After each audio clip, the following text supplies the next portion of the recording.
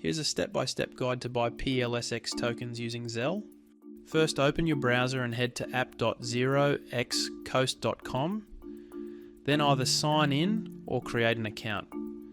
Once you're logged in, make sure your wallet is connected. Find and click the Deposit and Withdraw tab on the left. In the Deposit section, click Zelle Pay, scan the QR code and fill out the required information. Do not forget to enter the code provided on the Coast website in the memo section. This part is absolutely required.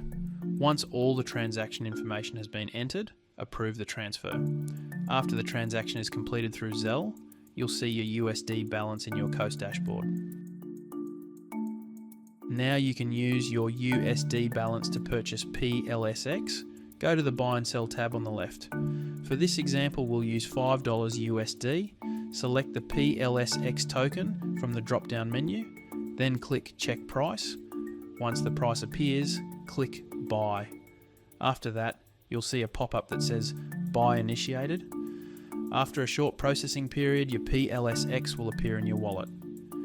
Find PLSX and more PulseChain assets today at app.0xcoast.com.